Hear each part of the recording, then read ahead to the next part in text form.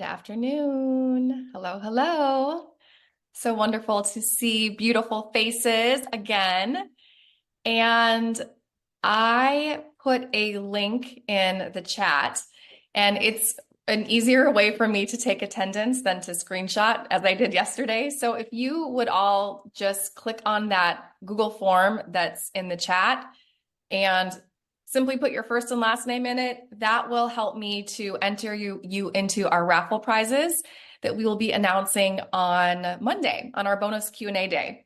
And the raffle prizes again are a $50 Amazon gift card and also a one-to-one 1 hour coaching session with myself. So please enter your name on that form so I know that you're here and we can raffle later on in this challenge. So I wanted to check in with all of you. I know we kind of dived into the overview of this challenge yesterday. Some of you watched the replay, some of you were with us live, and I'd love to hear from you, what your takeaway has been so far. What's one thing that has stood out for you? What's a takeaway from what you heard yesterday, or maybe some of your journaling that you did? And if you could pop that in the chat, that would be wonderful. And I'll give you a moment to do that.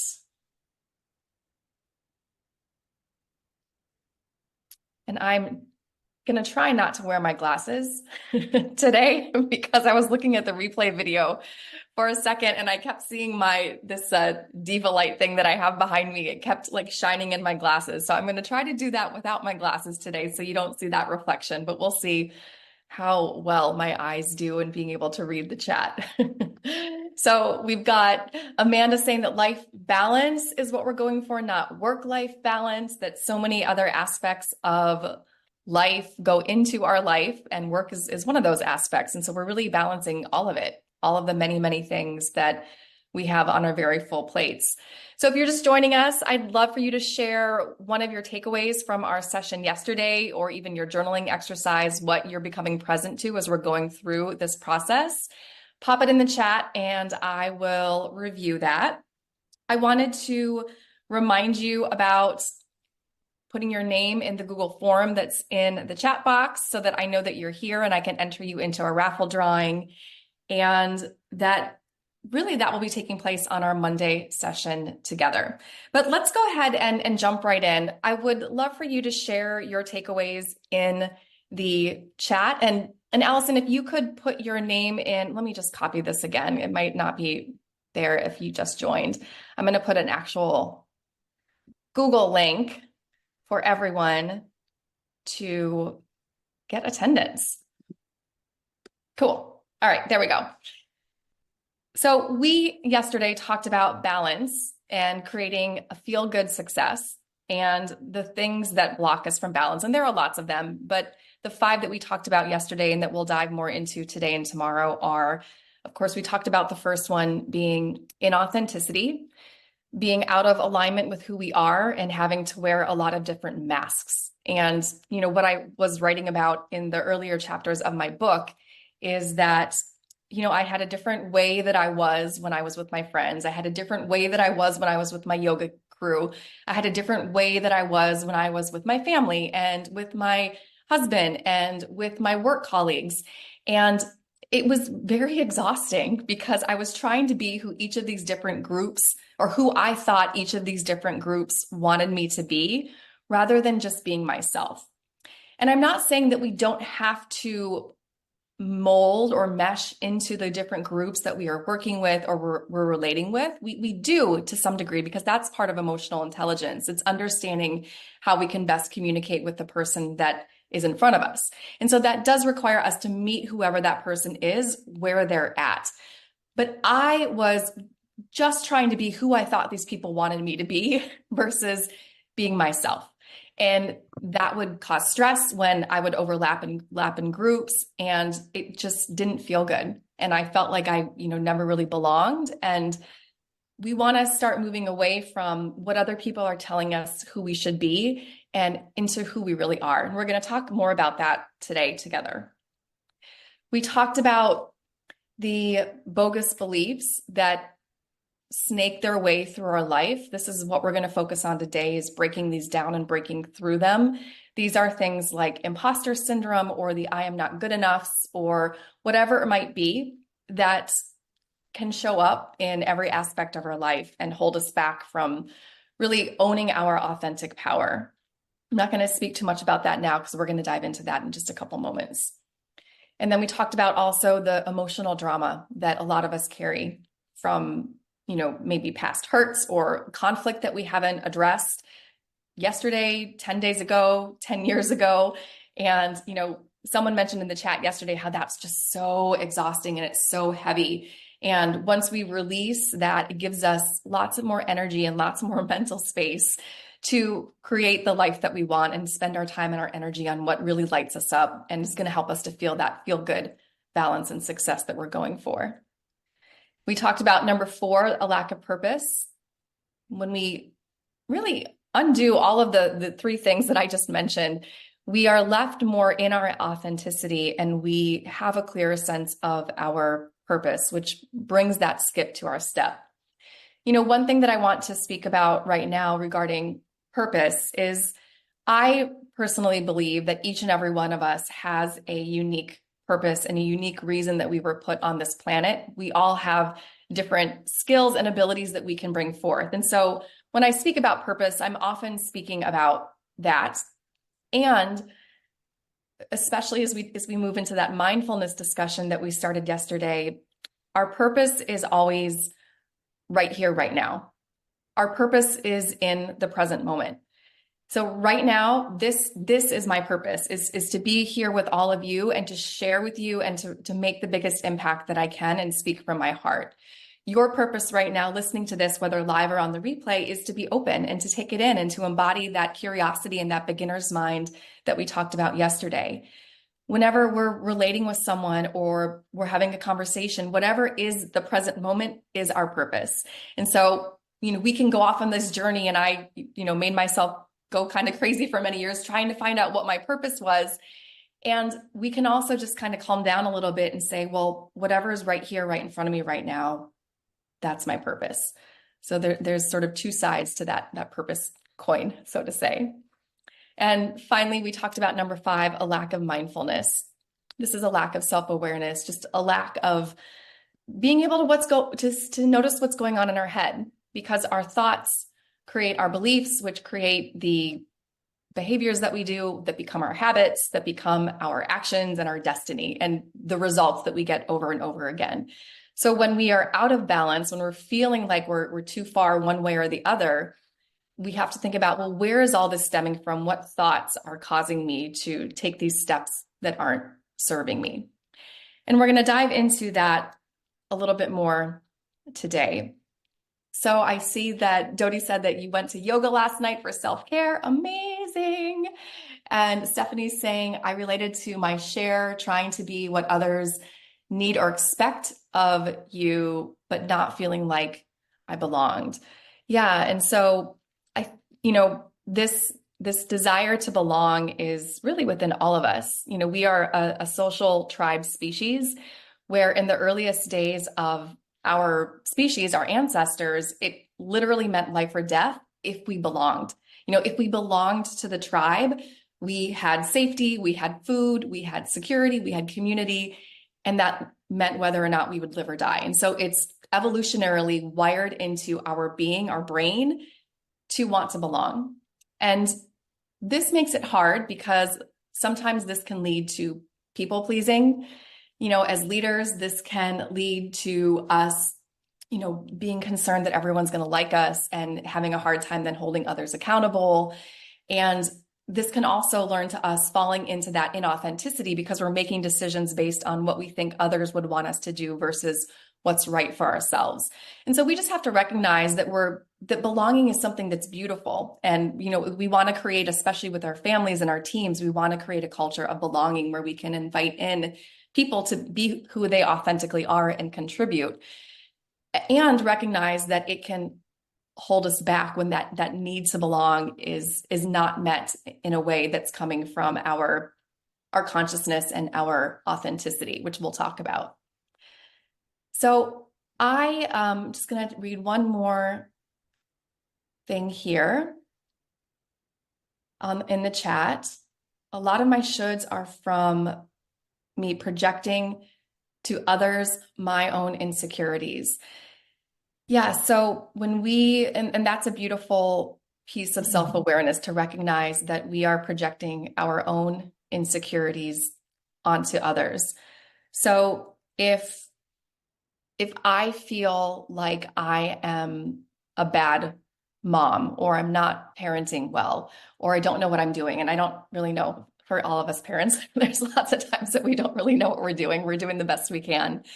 But if that's a fear that I have, where, I'm not parenting well, and then someone sees one of my children act up in Target and throw a temper tantrum, which was a lot more common when my boys were a little bit younger, that made me so stressed out and so anxious because I was projecting my own insecurities onto these other people. And all of their eyeballs, I thought, were looking at me and saying, what a bad mom, what a bad mom, what a bad mom. They could have been looking at me with solidarity or compassion, but I was projecting my own insecurity about my own mothering onto other people. And so we want to, the real work of success is always turning inward. So yes, our life is about relationships, and whether that's at work or home, we're, of course, as a social tribe species, very relationship driven. But we always wanted to turn back and look in and say, okay, well, if I see something in someone else, what is that? How is that showing up in me? If something's rubbing me the wrong way in someone else, is there an aspect of that I'm doing to myself or to others? And it's just, rather than pointing the finger and blaming others and you need to change, we want to turn our fingers back to ourselves as, high EQ leaders and individuals. And for those of us who are mindful, we turn our fingers back to ourselves. And so we talked about that yesterday, and that's really a lot of what this work is that we'll continue to do together today and tomorrow. So we are going to speak about our bogus beliefs. And before we jump into them, I would like you to do a journaling exercise right here, right now. So I know that you all have a lot on your plate, and I want this to make sure it happens, even if you don't have time for homework later today. So the one question that I would like you to write down in your journal, please, or whatever you have a place to write in, is, what are the recurring stories in my life that I am sick of repeating? What are the recurring stories in my life that I am sick of repeating? And I'm going to give you just a minute to make some notes and just write down whatever comes up for you. Again, the question is, what are the recurring stories in my life that I am sick of repeating? When we do any of this work and this journaling, we, really want to approach it with that same beginner's mind and curiosity, and just allow whatever comes up to come up without judging it. Or if we notice that we judge it, just notice it, like in the meditation yesterday, and just let it be what it is. But our journals are a great way to build self-awareness and just to get emotions out of our head and our body and onto paper. So I'll give you just 30 more seconds to answer that question. What are the recurring stories in my life that I'm sick of repeating?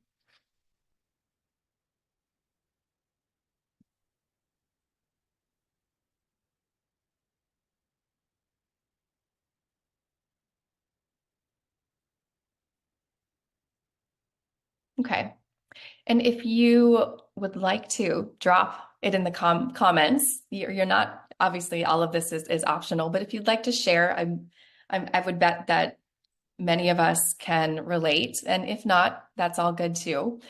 But I want to talk a little bit more about this idea of, we talked about the fact that we're a social tribe species, and that builds this big desire in us to belong. And the other experience that was really built from us because of our earliest days is the fact that we are basically not living a life, but we are living a pattern. And if you've been in any of my emotional intelligence keynotes or workshops, you've probably heard me speak about this to some way.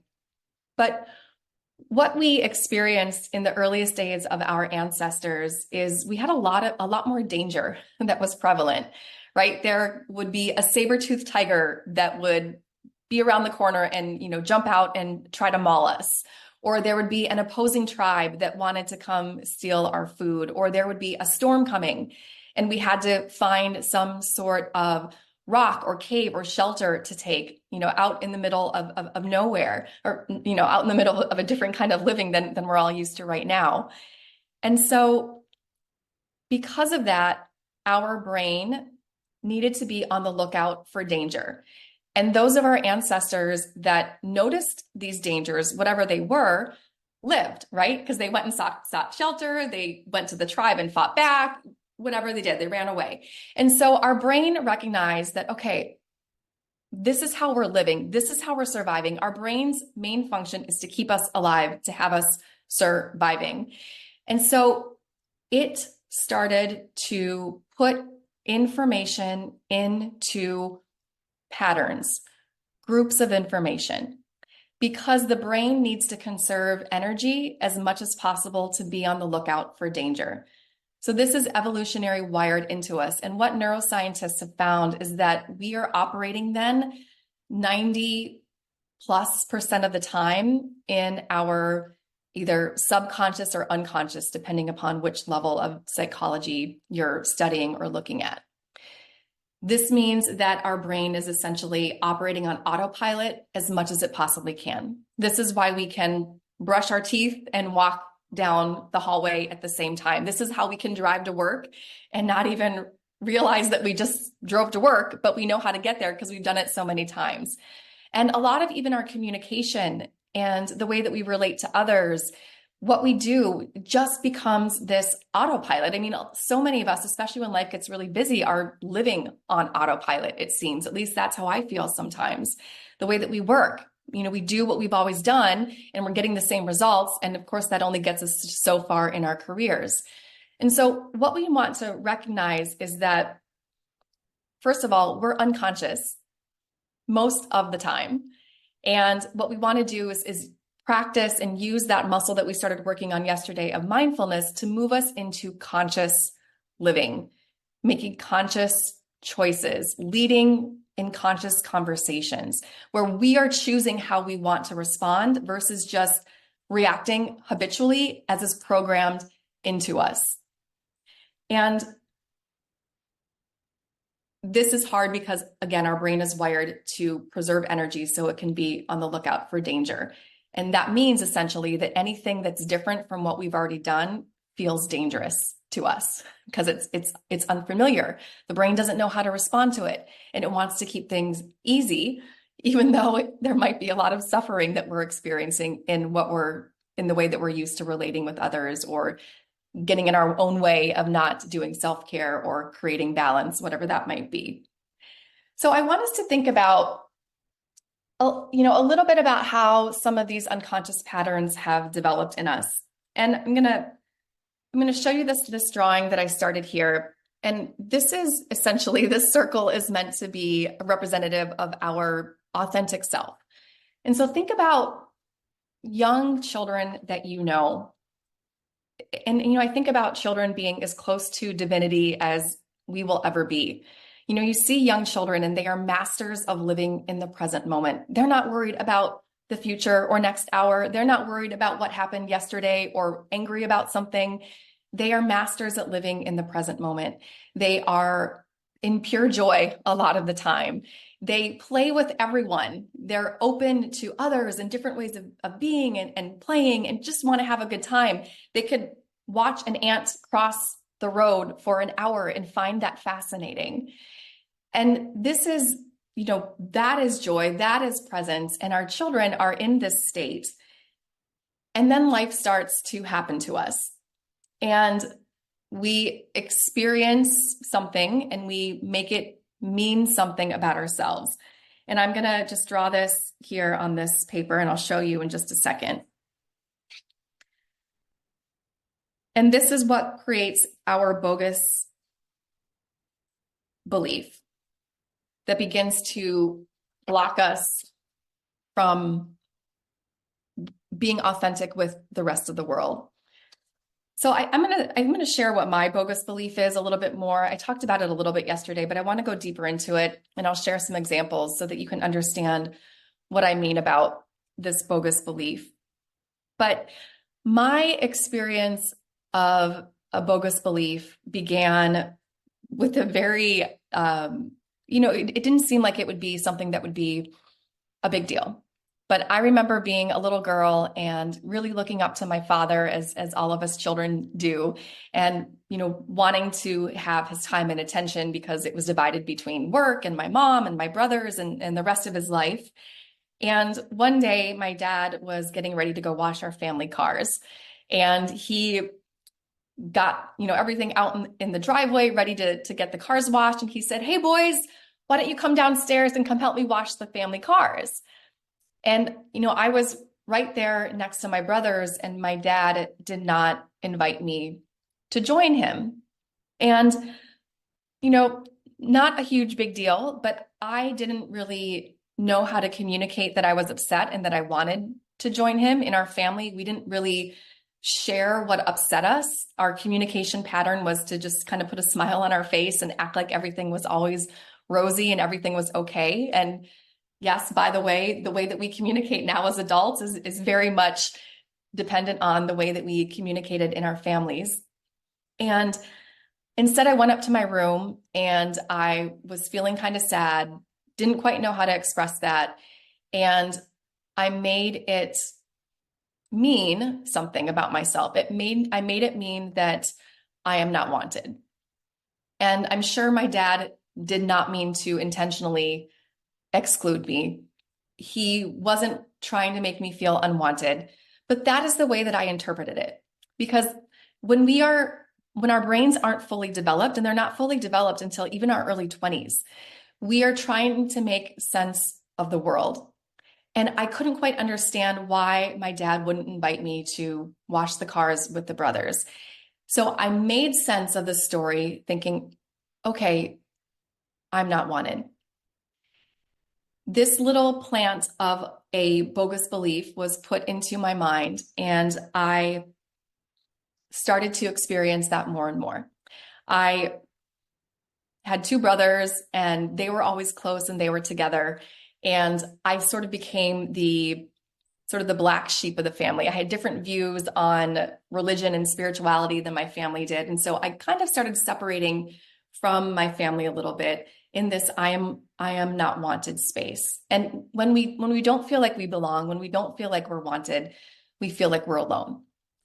So the bogus belief that was born from that experience with me was I am alone and I'm not wanted. Later, when my parents got divorced when I was in middle school, my mom moved my brothers and I to Minnesota, where our family was, so she could get the support that she needed going through the hurt from her divorce. And my dad stayed in Ohio. So I was separated from him and believed that, okay, he's choosing not to be with us because he doesn't want to be in my life, right? And also my mom was trying to move through her hurt and kind of speaking about different things that he, blaming him. So this lie was reinforced.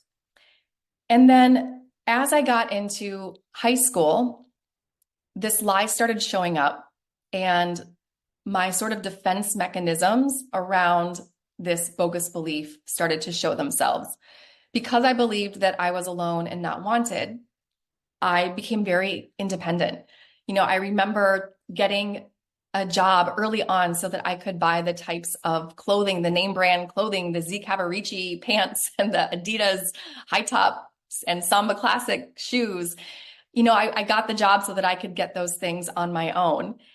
And even things like learning how to deal with changes, like when I first got my period, I went to my mom, but I feel like those were the types of things that I held on and did on my own. Then when I was in high school and I was really wanting to feel wanted, wanting to belong, I found drugs and alcohol. And so I've always had this huge desire to live life to the fullest. So part of it was that, but part of it was this wanting to be wanted. And whenever I had any sort of drugs, whatever that might be, and I brought them to a party, all of a sudden I belonged to that group of people. I was wanted. And it became a very big part of the end of my high school and early college years, which, I look back now and I regret to some extent. And at the same time, I realized that I learned how to be very open-minded through that experience, because the people who were doing drugs with me were from families with single parents and parents that were still together, from kids that lived in this neighborhood and this neighborhood, people from different backgrounds, different religions, different thought systems.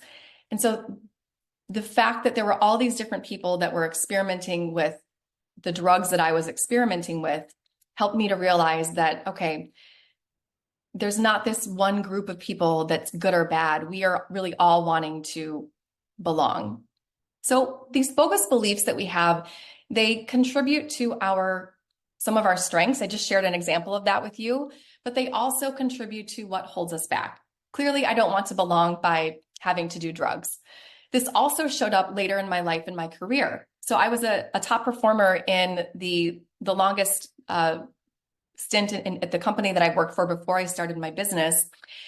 But I never accepted help from my managers, even when they saw that I was drowning and offered support, because I felt like I had to do everything on my own. And that if I asked for help or accepted help when it was offered to me, that I would not be valuable to them. I would not be wanted to them. So I worked longer hours and more than anyone else with the same position that I had, not because of the need of the job, but because of the own pressures that I put on myself. And so this is an example of how the unbalance that I experienced was of my own making and my own stress. The way that I know that this is true is because later, when I had children and my time was restricted and I had to literally get my boys from school or from their childcare by 6 o'clock every night, I had to be done by work by 5:30 in order to do that. Before I had kids, I would work till 8, 9, 10 weekends all the time, because time was more open and available to me. And so there's that law that work expands to fill the time that we allow for it. When I came back after my first son was born and my hours had to be cut, I was just as productive, in fact, more productive, because I had to be, right? But the earlier stress that I was putting on myself and the extra work was because of this lie that I am alone and I'm not wanted. And I felt like my value would only be shown if I did way more than everyone else, even though I was a top performer. And then I spoke a little bit about this yesterday, but this also showed up in my relationship with my husband, where I just put one foot in the door to protect my heart, to protect myself from being hurt in the marriage. I just put one foot in the door of our marriage. And then, of course, that didn't work out well for us. So we create these bogus beliefs, and then we experience what's called confirmation bias, which you've probably heard of before. And essentially, this is a cognitive bias where we keep confirming what we already know to be true. So once we have a bogus belief, it's like we spend the rest of our life going around and reaffirming it and finding evidence that it's true, even though the truth is not that I am alone and I'm not wanted. But I'm finding evidence of that everywhere, as I explained. And so after we have this bogus belief, we have this third or the second layer that blocks us from our authentic self, where our true power lies. And this is what I call our hurt armor. And I've never had very neat writing, so hopefully you can read that. But it's essentially another layer. So our hurt armor is like our defense mechanisms. So these were the things that I did, like being really independent and figuring things out on my own and being really resourceful, not asking for help. Some of these things are great, as an entrepreneur, as a mom, it's great to be resourceful, right? Being independent and a self-starter is great for success. But what happens when we take any of our strength to the opposite end of the pendulum? It doesn't serve us. And so our hurt armor shows up and it keeps us from that balance, from the things that we need for ourselves. So I want to share a little bit about, why this happens and why we create the story that becomes our bogus belief. So there is the first person that I heard speak about this idea is Dr. Gabor Mate, I believe is how you pronounce his name. But he really talks about this idea of attachment versus authenticity. So when we are children, attachment is the most critical thing for our survival. And this is attachment to our caregivers. Our caregivers are our source for food, for water, for shelter, for safety, for love, for belonging, right? They are literally our source to the universe for everything that we need. Our caregivers are. And so we have this fight or this duel of attaching to our caregivers versus our authenticity. So if I see that my parents, and I'm just sharing examples here, if I see that my parents seem happier with me, that they smile with me when I sit quietly and put a smile on my face, well, that behavior is getting rewarded, and I'm going to do that behavior because I see that, oh, that makes mom and dad or my caregivers happy. So that's good for my attachment. That's good for my source to the universe, to food and shelter and love. So I'm going to sit and smile and not speak out. I'm not going to ask for what I want. I'm not going to stand up if I feel like something's not right. Instead, I'm just going to keep that smile on my face, right? Or, boys will experience this where parents say, "Oh, well, toughen up. You've got to be, you're a boy. Boys are tough. Boys don't cry." And the child doesn't want to be told that from his parents because there's not an attachment opportunity there. So the boy starts to toughen up, right? Or a lot of what happens, and this really is integrated into our culture, is we are rewarded for achieving. We get attention from our parents when we get the A, when we get the sticker, when we get the smiley face, when we are quiet at the restaurant, when we sit still, when we don't have needs, when we aren't having big feelings that our parents have to deal with, when we just do what we're told rather than questioning things. And so we begin to attach to our caregivers that way. And every time we do that, our authenticity gets more dim, gets more dim, gets more dim. And it's like an extra layer that coincides right here with that bogus belief. And again, I want to say that this isn't about pointing fingers at our caregivers, our parents. This is not me blaming them. And, I had to have conversations with both of my parents when my book came out because, I really had to say, I spoke about our relationships, and I really meant to do it in a way that would help other people. And I know that they are doing the best that they can, that we're all doing the best that we can. And all of you are learning more and knowing more. And so that requires us to step up even more for our own children, if we have children, and also for ourselves. So the things that can contribute to our bogus belief are any childhood experience. Of course, things that are often referred to as big T trauma. So big T traumas are things like rape and molestation and war, losing a parent to death, things like that, right? Those things that we often will experience PTSD from. Those are what are called in the psychology space big T traumas. There are also things that we experience that are often referred to as little T traumas.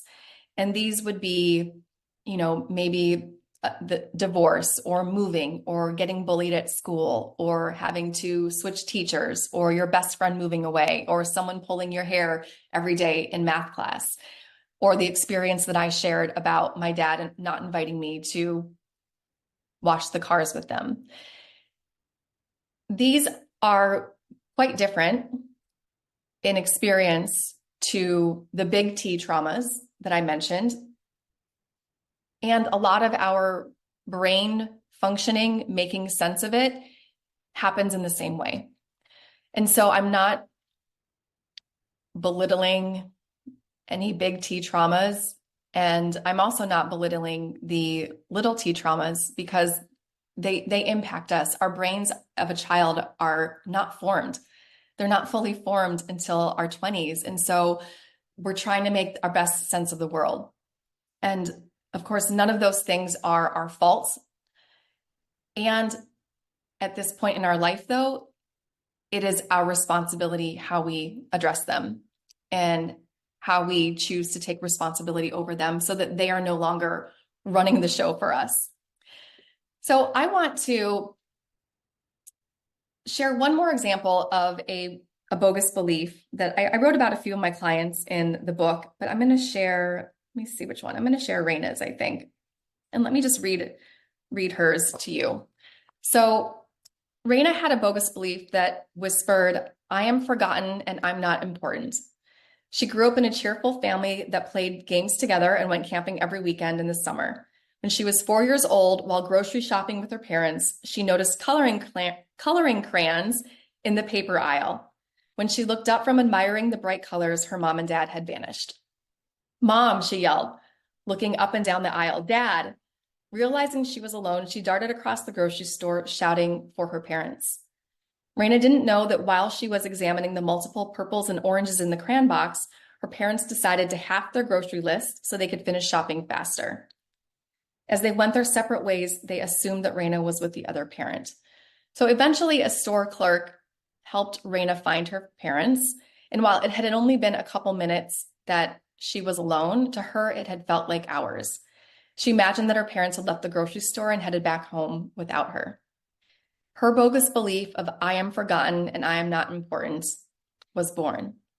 From that moment on, Raina tried as hard as she could to be noticed and remembered. This is her hurt armor, right? So if her bogus belief is "I am forgotten and I'm not important," her hurt armor, her defense mechanisms are to make sure that she's noticed and remembered. And so what she did is she spoke loudly, she talked back at teachers, she ignored the school dress code so that she stood out and then got reprimanded and then got more attention. When she entered a classroom or a party or even her home, she would make a lot of noise or leave a mess behind so that she wouldn't be forgotten. Later in life, Raina pursued many, many advanced degrees, even though she wasn't really interested in what she was studying, but because she felt important having all these initials after her name. She even married a man who leaned on her to manage her emotions or his emotions and all the logistics of their household. And while she often resented this, she continued enabling his behavior because it made her feel important, significant. So when she finally realized that this belief of "I am forgotten and I'm not important" was running her life, she ended up withdrawing from her PhD application that she had just applied for because she recognized that it wouldn't advance her career. And really what she had to do is she had to shift the way that she showed up in relationships with people in her career. The reason she wasn't being promoted was because of this sort of loud, pushy behavior that she was bringing forth, and that she didn't have to treat others this way in order to feel important. She started establishing boundaries with her husband, who helped to contribute more at the home. And instead of spending all of her time and energy pursuing these advanced degrees, she started doing things that she actually cared about. So this is just another example of how these bogus beliefs can show up in our lives. And so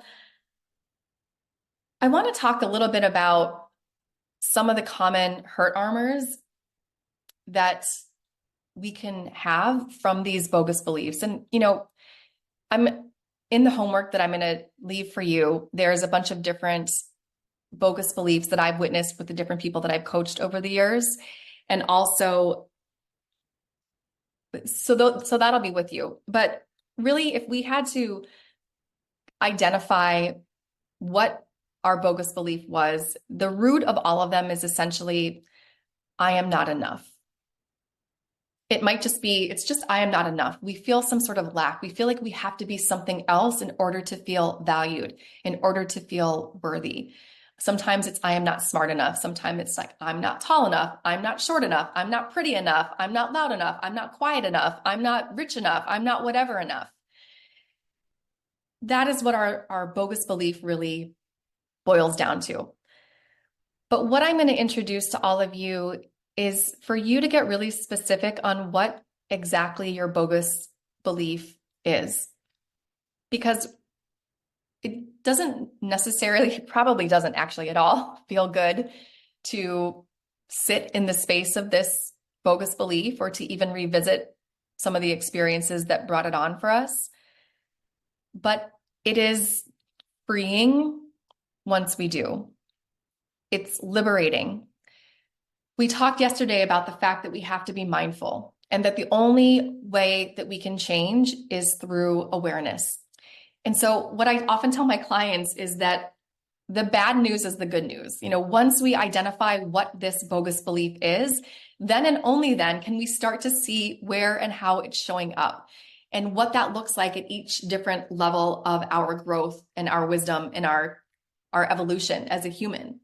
And so it's really important for us to identify it so that we can start to have power over it and start to shift it.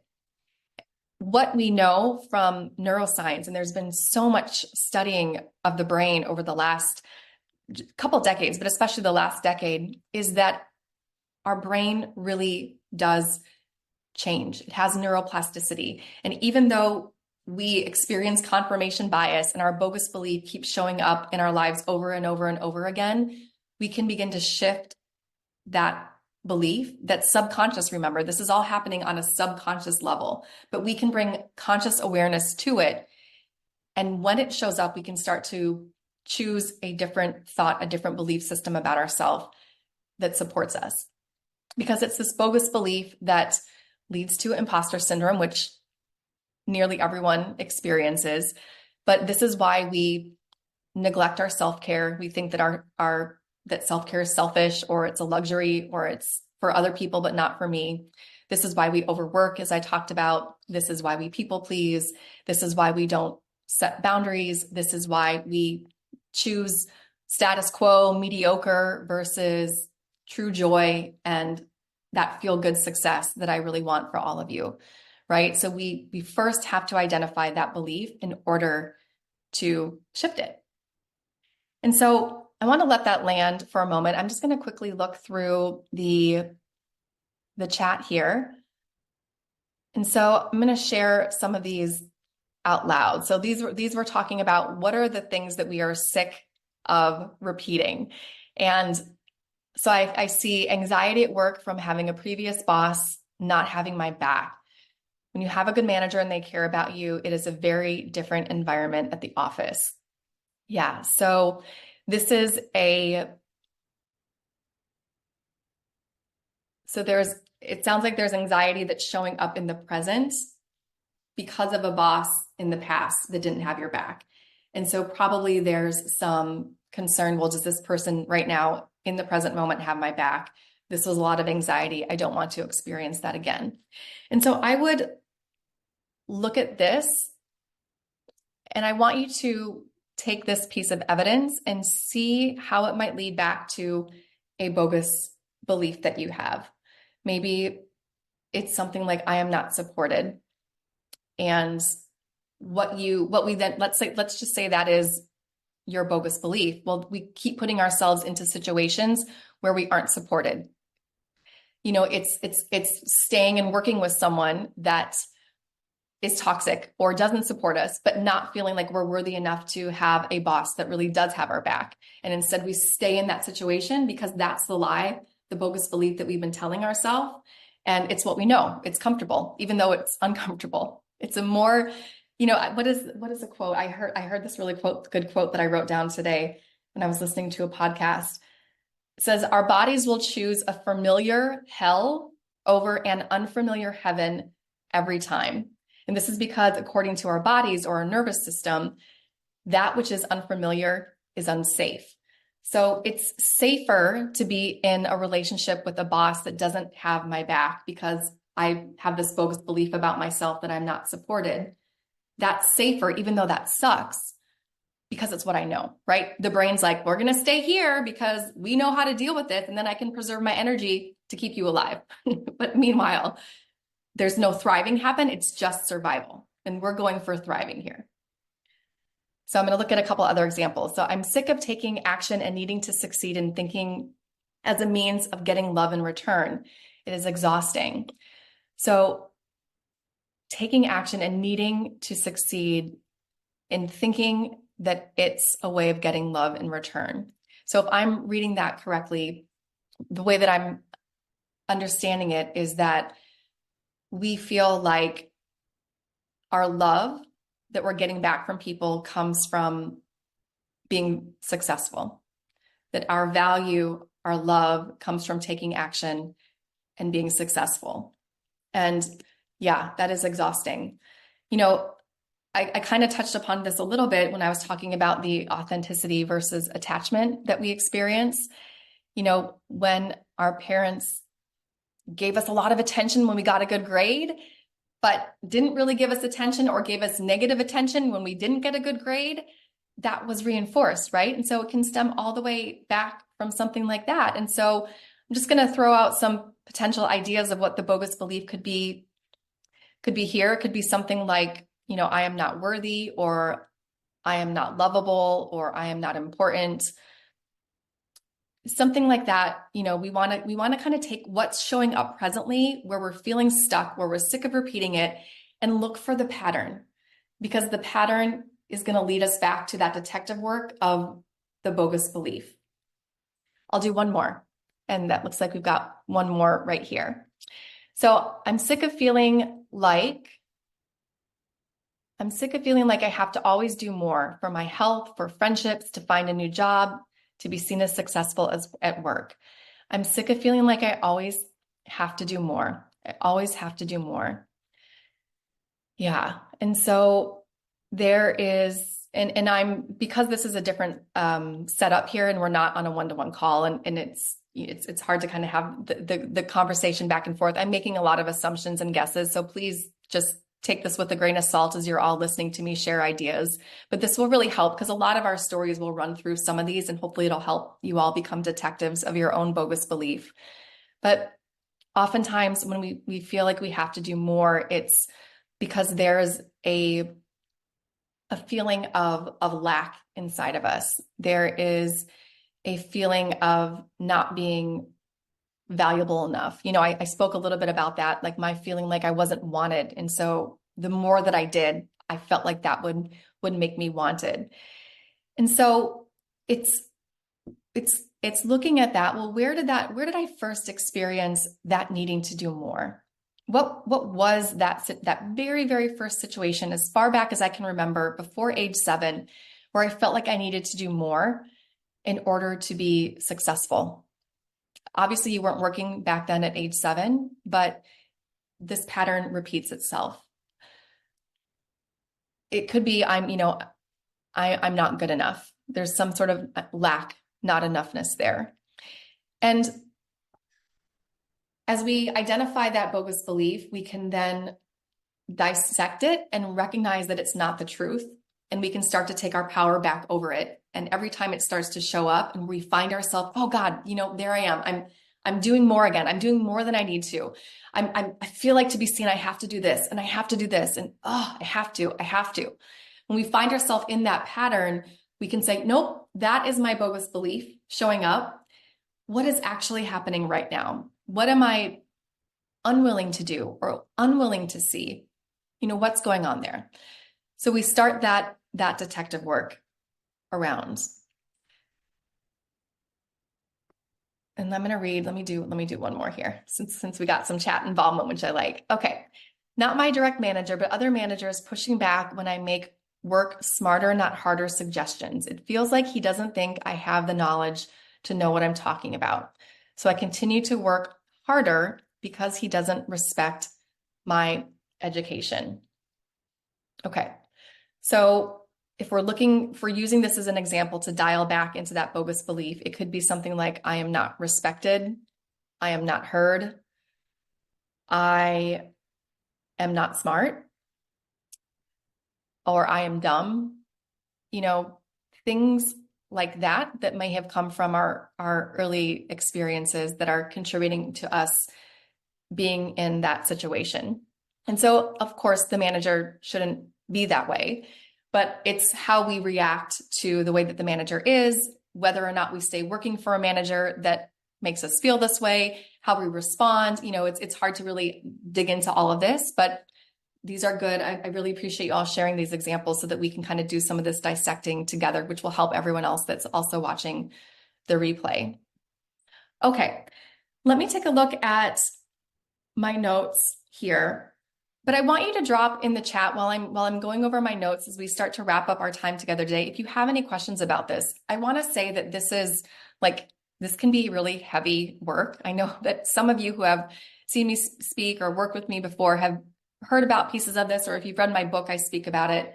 But again, this is so freeing if we can identify what these are and start to notice when they show up in our life, because it gives us and our authentic self the power. It essentially starts to poke holes in all of these layers so that our authentic self can begin to shine out and do what it's meant to do, right? And stand in the glory that is all of us. So if you have any questions on what I'm speaking about right now, please drop them in the chat. And while you're doing that, I want to read a poem or a long quote for you that is from Marianne Williamson. I'm guessing that several of you have heard this before, but this is one of my favorites. And when I first started doing this work, this quote really helped me to want to take this work seriously so that I could show up as my brightest, most authentic self, which I'm still working on and still trying to do more and more. I'm still trying to remove those layers that are keeping me from being seen and that fear of being heard. But, you know, this is an evolution. And anyways, let me read this quote for you. So from Marianne Williamson. And by the way, this quote says God in it. And so when I say God, it just substitute whatever your word for a higher power is: source, creator, life, God, whatever you want. But it's an important aspect of this poem. So here we go. Our deepest fear is not that we are inadequate. Our deepest fear is that we are powerful beyond measure. It is our light, not our darkness, that most frightens us.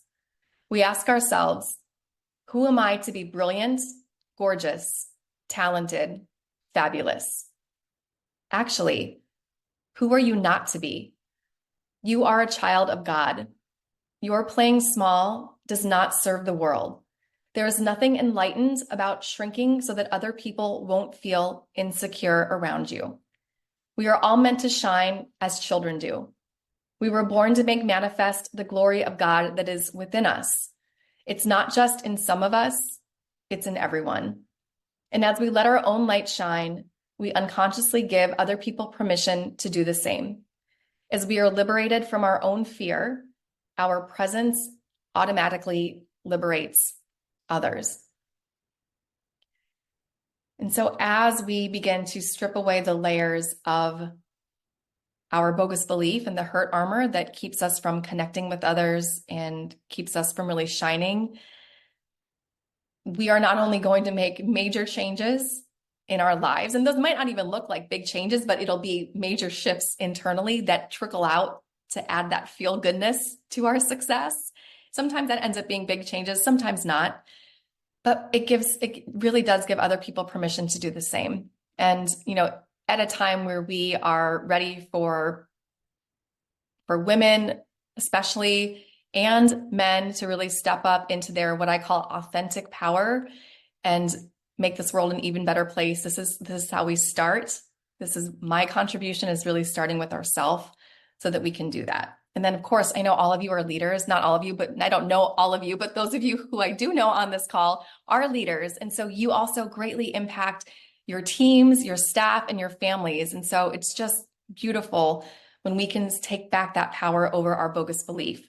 So no questions in the chat as of right now. If anything comes up, email me and I can speak to it tomorrow or on Monday.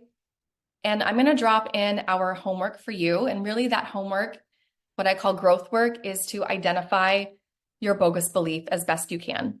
So it can be challenging. When I work with clients one-on-one, we really dive into it and I help them dissect it. But I'm going to put in some journaling questions on the growth work page. Let me grab that now so that you can look at it. It will be sent out in the replay email. And there's maybe 4 or so questions on here that you can work through. And one thing I think I did it just to one person. I need to do it to the whole group again. Here we go.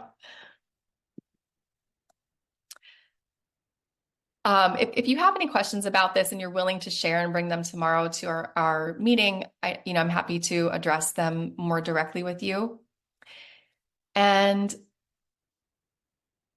then also, our bogus belief doesn't always want to be found out.